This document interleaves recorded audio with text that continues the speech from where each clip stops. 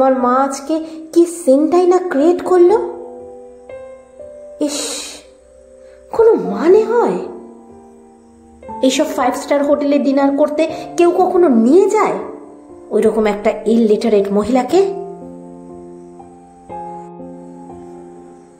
রাগে গজগজ করতে করতে কথাগুলো বলল মল্লিকা। আজকে পারদ খুব চড়েছে। পার্থ তাই মিনমিন করে উত্তর দিল, আমি কি করব? তাতান জেদ করলো বলেই তো নিয়ে যেতে হলো। আফটার অল আজ ওর বার্থডে। কথাটা শুনে মল্লিকার পারদ আরো চড়ল, সঙ্গে কলার রেঞ্জও। What do you mean? এখন যদি জন্মদিনে তোমার ছেলে বলে যে বাবা যাও গিয়ে গঙ্গায় ঝাঁপ দাও, তুমি দিয়ে দেবে? প্রশ্নটা শুনে নীরবতা পালন করা ছাড়া আর কিছুই করার ছিল না পার্থর। তবে মল্লিকা আর নীরব থাকলো না, বলেই চলল, কি করতেছে বাবা মার কথা শুনে তোমার মতো একটা অজপাড়া গায়ের ছেলেকে বিয়ে করলাম। কে জানে, লোকে এমনি এমনি তো বলে না ফ্যামিলি, কালচার, ক্লাস এগুলোর কথা। কারণ আছে, আজ বুঝি। তোমার মতো একজন এত বড় গাইনোকোলজিস্টের মা এরকম এ ফর অ্যাপেলও জানে না, সেটাকেও বাইরে থেকে দেখে বুঝবে? ইস, আজকের পার্টিতে আমার সব অফিস কলিগস, কলেজ ফ্রেন্ডস, রিলেটিভসরা এসেছিল। কি ভাবলো আমাদের ব্যাপারে? I felt so insulted. এক নিঃশ্বাসে কথাগুলো বলে মল্লিকা এবার থামল দম নেওয়ার জন্য। তখনই ঘরের দরজায় টোকা।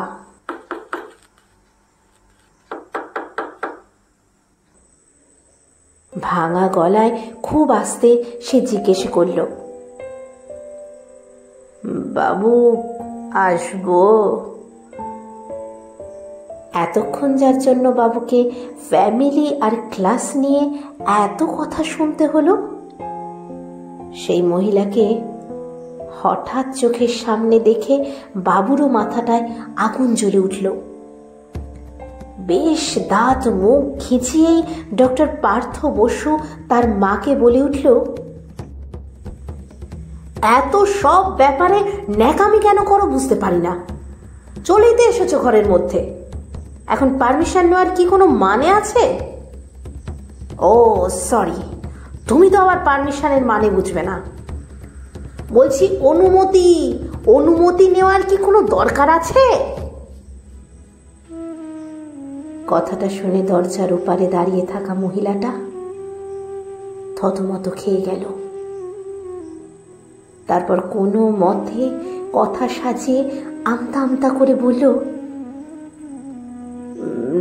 না, আসলে প্রেশারের ওষুধটা শেষ হয়ে গেছে, 2 দিন হলো।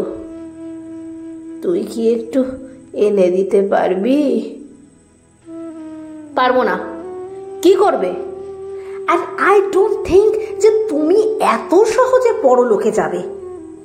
আমার লাইফটাকে হেলনা করে তো তোমার যাওয়া হচ্ছে না। কথাটা শুনে এবার মল্লিকা বলে উঠল, থাক পার্থ, আমাকে শুনিয়ে আর মাকে শাসন করতে হবে না। যতটা ইনসাল্ট হওয়ার তো হয়েই গেছে ওনাকে পার্টিতে নিয়ে গিয়ে। এখন বাড়িতে এসে এই সিন ক্রিয়েট আর পোষাচ্ছে না। এরপর আর মল্লিকা ওই ঘরেই থাকলো না। খাটের উপর রাখা পাশবালিশটা তুলে পাশের ঘরে শুতে যাওয়ার জন্য পা বাড়ালো। পার্থ বুঝল এটা ওর পানিশমেন্ট। এখন এই ঝামেলা অন্য ঘরে শোয়া, দরকার ছাড়া কথা না বলা চলবে প্রায় 7 দিন। ব্যাপারটা ভেবেই আবার ছড়ানো ছেটানো রাগটা এসে জমা হলো দরজার ওপারে দাঁড়িয়ে থাকা মায়ের ওপর। সব তোমার জন্য হলো। তুমি বোঝো না তুমি আমাদের সোসাইটিতে মেশার মতো মানুষ না? আমি বললাম আর তুমি নাচতে নাচতে চলে গেলে হ্যাংলার মতন। তুমি তো তাতানকে মিথ্যে বলতে পারতে যে তোমার শরীর খারাপ, তাহলেই তাতান আর জেদ করতো না। কিন্তু না, সব সময় আমাকে সব জায়গায় লজ্জা দিতেই হবে। জাস্ট কিছু বলার নেই। কোনো পজ না নিয়ে কথাগুলো বলা শেষ করেই দাম করে পার্থ মায়ের মুখের উপর দরজাটা দিয়ে দিল।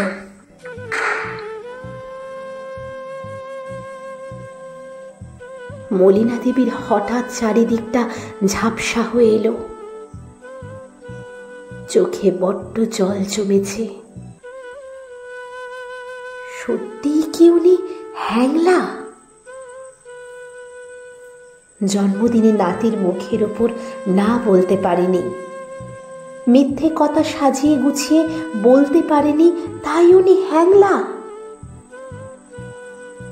প্রশ্নগুলো বারবার মনে ভিড় করতে থাকলো। আর চোখে ভেসে উঠল পার্টিতে আসা লোকগুলোর হাসাহাসি মুখ। সবাই হাসছিল ওনাকে দেখে, মজা নিচ্ছিল একজন গাইয়ার। আসলে সেই দিন পার্টিতে সব কন্টিনেন্টাল ডিশ হয়েছিল। পাস্তা, পিৎজা, নুডলস, মেক্সিকান কারি, পনির পাসিন্দা, এই সব। যেসব খাবার চোখে দেখা তো দূরে থাক, নামও শোনেনি কখনো মলিনা দেবী। তাই বৌমা যখন তার হাই ক্লাস সোসাইটির ফ্রেন্ডসদের সঙ্গে হাই হ্যালো করছিল, তখন মলিনা দেবী সবার সামনেই বৌমাকে প্রশ্ন করে ফেলেন,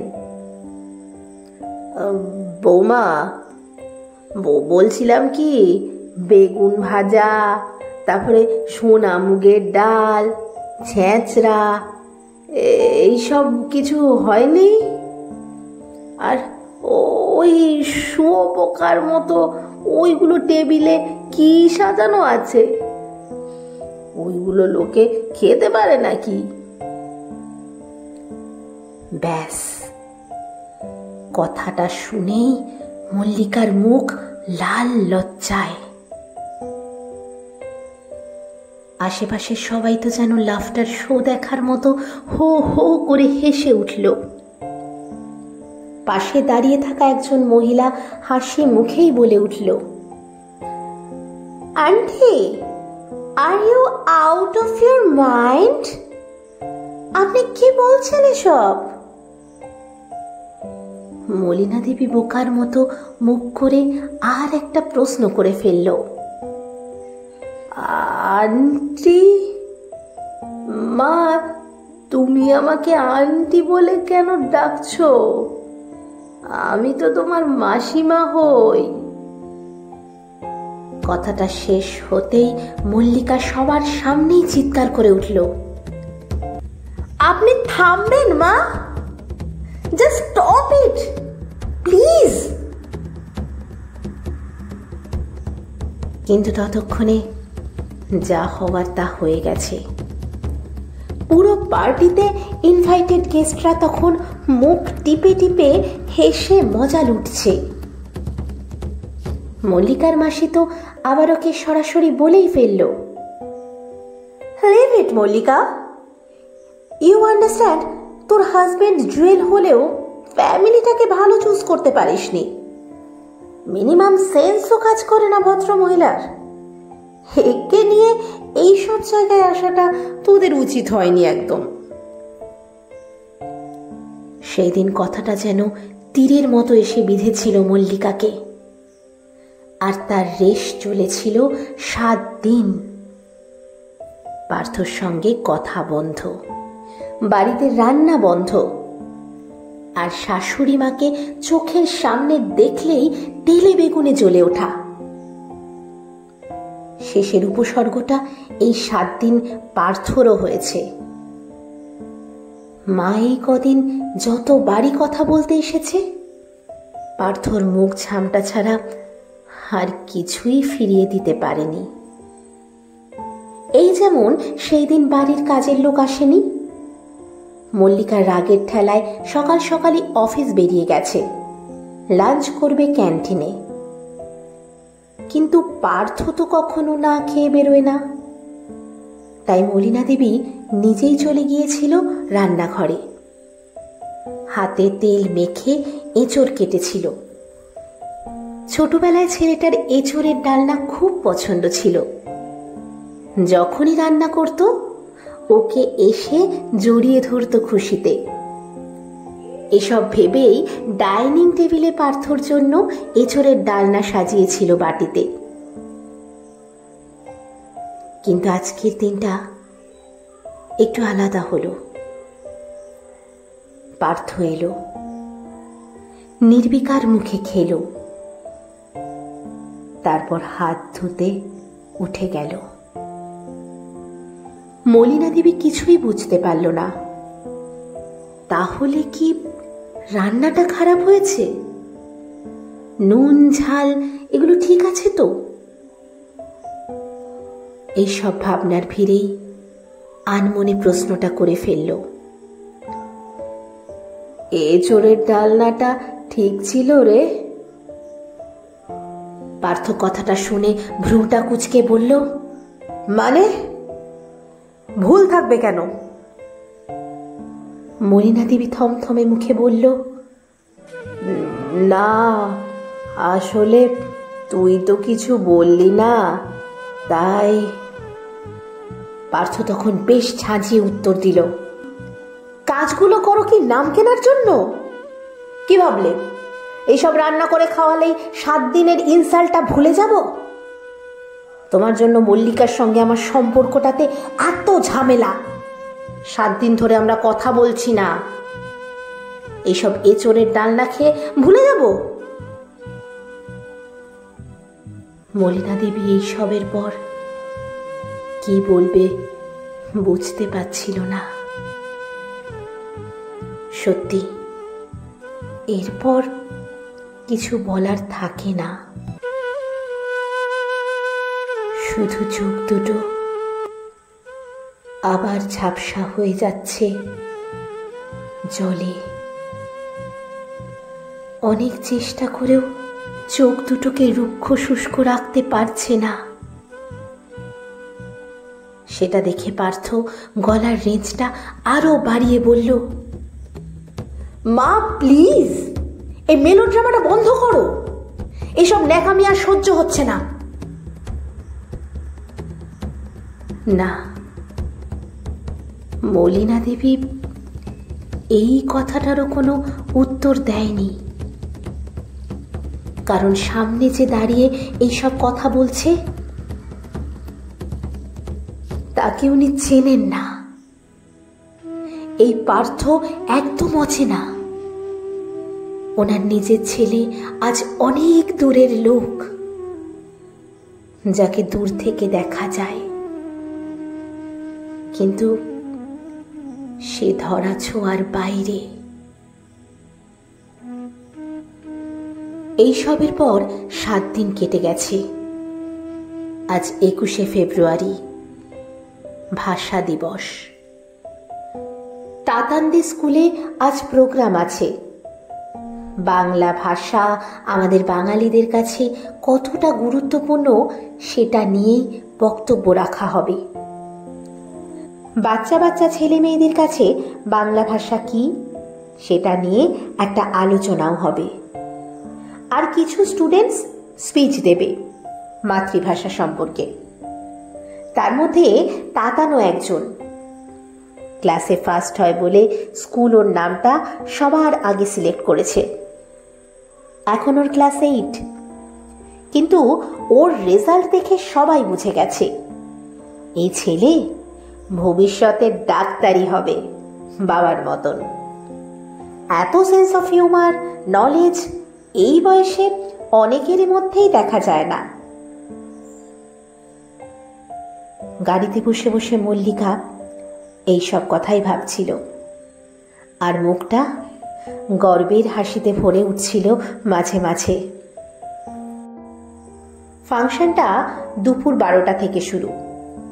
ওরা তাই একটু আগেই বেরিয়েছে। তাতান এত এত লোকের সামনে স্পিচ দেবে আজ। মল্লিকাতাই ভাষা দিবসের ইতিহাস কাল রাত 2টো অবধি জেগে জেগে ছেলেকে মুখস্থ করিয়েছে। পার্থ আজ বেশ এক্সাইটেড। নিজের সব কাজ ফেলে আজ ও এসেছে স্কুলে। ছেলের স্পিচ ভিডিও রেকর্ডিং করবে, তারপর কলিগসদের শোনাবে। এইসব ভাবনার ভিড়েই ওদের গাড়িটা স্কুলের সামনে এসে থামল। অডিটোরিয়ামের ফার্স্ট রোতেই ওদের সিটটা রিজার্ভ করা ছিল। পৌঁছানোর 15 মিনিটের মধ্যেই অনুষ্ঠান শুরু হলো। রবীন্দ্রসঙ্গীত গেয়ে উদ্বোধনী অনুষ্ঠানের পরই তাতানের স্পিচ। পার্থ সঙ্গে সঙ্গে মোবাইলের ভিডিও ক্যামেরা অন করে রেডি। লোকের ভিড়ে ঠাসা অডিটোরিয়ামটার স্টেজে যখন ছেলেকে উঠতে দেখল, তখন আপনা আপনি ওর মুখে একটা হাসি চলে এলো। কি স্পিচ দেবে তাতান? ভাষা দিবস নিয়ে ও কি বলবে? এক রাশ ভাবনা এসে ভিড় করল পার্থর মনে। আর তখনই তাতান বলতে শুরু করল, আজ 21শে ফেব্রুয়ারি, আজ ভাষা দিবস। 1952 সালে আজকের দিনেই বাংলা ভাষা বলার জন্য কিছু মহান প্রাণ আন্দোলন করে পুলিশের গুলি বুকে নিয়ে শহীদ হয়েছিল। এই ইতিহাসটা আমাকে মা বলেছে, কিন্তু আজ আমি ইতিহাস না, বর্তমানের কথা বলবো। ইতিহাস তো বইয়ের পাতায় গুগল সার্চ করলেই পাওয়া যায়, কিন্তু বর্তমানে বাংলা ভাষা আমাদের লাইফে কি, কতটা ইম্পর্টেন্ট, সেটা আমি আমার বাড়িতে রোজ দেখি। আমার ঠাকুমা ইংলিশ জানে না।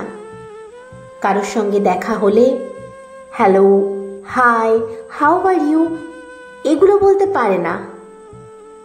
কন্টিনেন্টাল ডিশের মানে বোঝে না। এমনকি আন্টি ডাকটাও ঠাকুমার কাছে অজানা। তার বদলে কাকিমা জেঠিমা শুনেই অভ্যস্ত। আর এই সবের জন্যই ছোট থেকে দেখছি আমাদের বাড়িতে আমার ঠাকুমাকে নিয়ে সবার খুব লজ্জা। বাবা নিজের ফ্রেন্ড সার্কেলের সঙ্গে ঠাকুমার পরিচয় করিয়ে দেয় না কখনো। বাড়িতে কিটি পার্টি হলে মা ঠাকুমাকে স্ট্রিক্টলি বারণ করে দেয় যেন নিজের ঘর থেকে না বেরোয়। ড্রয়িং রুমে ভুল করেও সবার সামনে না আসে। এমনকি আমার বার্থডে পার্টিতেও ঠাকুমার এন্ট্রি আমার মা বাবা পছন্দ করেন না। ঠাকুমাকে নাকি 5 স্টার হোটেলে নিয়ে যাওয়া যায় না। তার জন্য 7 দিন ধরে বাড়িতে ঝামেলা হয়। মা বাবার সঙ্গে কথা বন্ধ করে দেয়। ছোট থেকে আজ অবধি দেখছি মা বাবা ঠাকুমাকে যেন সবার থেকে লুকিয়ে রাখতে চায়। গড়গড় করে ইংলিশ বলতে পারে না বলে সে এটিকেস জানে না, লোকের সাথে মিশতে জানে না। মুখ খুললেই ব্ল্যান্ডার করবে, এই রকমই একটা ধারণা সবার। যদিও আমার ঠাকুমা দারুণ রান্না করতে পারে, ভীষণ সুন্দর গানের গলা এই বয়সেও। রবীন্দ্রসঙ্গীত খুব সুন্দর গায়, দারুণ ভালো গল্পও বলতে পারে। ছোটবেলায় তো মা বাবা অফিস থেকে অনেক রাত করে ফিরত, তখন ঠাকুমাই আমাকে ঘুম পাড়াতো রূপকথার গল্প শুনিয়ে। না, ফেয়ারি টেলের মানে না জানা থাকলেও ব্যঙ্গমা ব্যঙ্গমি সেইগুলো কি কথা বলে সেটা জানে ঠাকুমা। কিন্তু ওই যে বললাম, ফেয়ারি টেলে যে ক্লাসটা আছে সেটা ব্যঙ্গমা ব্যঙ্গমিতে নেই হয়তো। তাই মা বাবা বলে ঠাকুমারও কোনো ক্লাস নেই। আজ 21শে ফেব্রুয়ারিতে তাই এই কথাটাই মনে হচ্ছে। মানে আমার বাড়ির বাকি 365টা দিনের ছবি দেখে এই কনক্লুশনে এলাম, এখন বাংলা ভাষাটা বাতিল ভাষা। শুধু বাংলায় কথা বলাটা লজ্জার। সে আমরা এই ভাষা দিবসে যতই স্পিচ দিই না কেন, যতই ইতিহাস শোনাই না কেন, আমাদের মধ্যে বাংলা ভাষা এখন শেষ। আর আমি নিজের বাড়িতে রোজ সেই শেষটার একটা ছবি দেখি। স্পিচটা শেষ করে স্টেজ থেকে নেমে খুব অদ্ভুত চোখে তাকিয়েছিল তাতান ওর মা বাবার দিকে। সেই দৃষ্টিতে একটা জমা রাগ ছিল, একটা খারাপ লাগা ছিল। সেই দিন তাতানের স্পিচ শুনে কেউ হাততালি দেয়নি অডিটোরিয়ামে। সবাই কেমন নিস্তব্ধ ছিল। আসলে বাস্তবের মুখোমুখি হয়েছিল হয়তো সবাই, রোজকার বাংলা ভাষার বাস্তবের। আর সেই দিন হাজার চেষ্টা করেও পার্থ আর মল্লিকা নিজের চোখ দুটোকে ওপরে তুলতে পারেনি। বারবার লজ্জায় সেটা নিচে নেমে যাচ্ছিল। পার্থর ভেতরে একটা জমা কষ্ট হঠাৎ যেন এসে জমা হলো। সত্যি, যেটা ওর ছেলে বুঝলো এই বয়সে, সেটা পার্থ এত সাকসেসফুল একটা মানুষ, এত বড় একজন ডাক্তার হয়েও বুঝতে পারল না। মাঝে মাঝেই ভিড় রাস্তায়, ট্রাফিকের জ্যামে মায়ের মুখটা ভেসে আসছিল চোখের সামনে। সত্যি তো, মা কি সুন্দর গান গাইতো, কত সুন্দর ছিল মায়ের গলা। এতদিন যেন ভুলেই গিয়েছিল পার্থ সেই সুরটাকে। মা তো ওকেও ছেলেবেলায় রূপকথার গল্প শোনাতো। রাজপুত্র, রাজকন্যা, রূপকথার দেশ। আর আজ পার্থ তো ওর মার সাথে 2 মিনিট বসে কথাও বলে না দরকার ছাড়া। কি করে, কবে ওর মা ওর কাছে লজ্জা হয়ে গেল ও বুঝতেই পারল না। কথাটা ভাবতে ভাবতে ফ্ল্যাটের সামনে এসে গাড়িটা থামল। লিফটে উঠে 4 তলার বাটনটা প্রেস করল। একটা সময় স্কুল ছুটি হলে মাকে দেখার যে একটা তাড়া থাকতো, আজও ঠিক সেই রকম একটা তাড়া আছে ওর। মাকে দেখতে, মায়ের সাথে কথা বলতে খুব ইচ্ছে করছে আজ। ফ্ল্যাটের দরজার সামনে এসে তাই জোরে জোরে কলিং বেলটা বাজালো। 2 মিনিটের মধ্যে কাজের মাসি মিনতি দরজাটা খুলতেই পার্থ হুড় মুড়িয়ে বাড়ির ভেতর ঢুকল। কেমন যেন উদ্ভ্রান্তের মতো লাগছে ওকে। ড্রয়িং রুমের কোথাও মাকে দেখতে না পেয়ে মালতীকে প্রশ্নটা করে ফেলল, কিরে, মা কোথায় রে? তাড়াতাড়ি বল। মালতী নির্বিকার ভাবে উত্তর দিল, কোথায় আবার, নিজের ঘরেই থাকবে। পার্থ আর টাইম ওয়েস্ট না করে দৌড়ে মায়ের ঘরে গিয়ে দরজাটা ধাক্কা মেরে খুলল। আর হঠাৎ পাটা থমকে গেল। ঘরের মাটিতে মা পড়ে আছে, নিথর একটা শরীর। তবে মুখে একটা শান্তি। জীবন থেকে মুক্তি পাওয়ার শান্তি।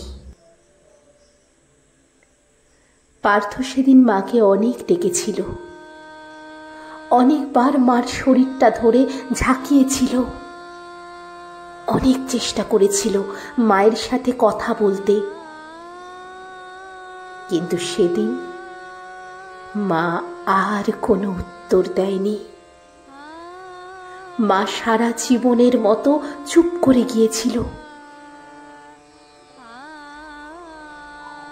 পার্থ মায়ের নিথর শরীরটা বুকে জড়িয়ে ধরে বসেছিল অনেকক্ষণ। ওর যেন মনে হচ্ছিল মাকে যদি এইভাবে আঁকলে রাখা যায়, ফিরিয়ে আনা যায় নিজের কাছে। কিন্তু পার্থ বুঝতে পারেনি সময় শেষ। কিছুক্ষণ বাদে যখন মল্লিকা আর তাতান ঘরের নিস্তব্ধতা ভেঙে ভেতরে ঢুকল, তখন ওর সম্বিত ফিরল। মায়ের ঠান্ডা শরীরটা ওকে বুঝিয়ে দিল হঠাৎ সবটাই যে শেষ। 3 ঘন্টা বাদে ডেথ সার্টিফিকেটে লেখা ছিল স্ট্রোক অ্যাটাকের জন্য মৃত্যু। পার্থর রিপোর্টটা চোখ বুলিয়ে যেন পাটা টাল খেয়ে গেল। 2 সপ্তাহ আগে তাতানের জন্মদিনের দিন রাত্রিবেলা মা ওর ঘরে এসেছিল না প্রেশারের ওষুধের কথা বলতে। হ্যাঁ, তাই তো। আর ও মুখের উপর দরজা বন্ধ করে দিয়েছিল। তারপর তো ও ওষুধের কথাটা ভুলেই গিয়েছিল। আর বেশ কিছুদিন ধরেই তো মায়ের হাই প্রেশারের প্রবলেমটা চলছিল। তার জন্যে স্ট্রোক হলো না তো হঠাৎ? তাহলে কি ওর জন্যই ওর মা মারা গেল?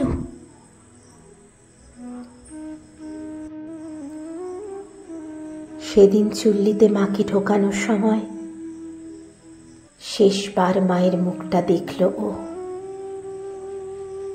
আর কানে যেন একটা কথা বেজে উঠল, অ্যান্ড আই ডোন্ট থিঙ্ক যে তুমি এত সহজে বড় লোকে যাবে। আমার লাইফটাকে হেল না করে তো তোমার যাওয়া হচ্ছে না। ওর মা যখন সেই দিন ওষুধ কেনার কথা বলতে এসেছিল, ও তো মুখ ছামটা দিয়ে এই উত্তরটাই দিয়েছিল মাকে। আজ যেন চুল্লির আগুনে পুড়ে মা তার প্রত্যুত্তরটা দিয়ে গেল। আর একটা অধ্যায় নিঃশব্দে শেষ হলো।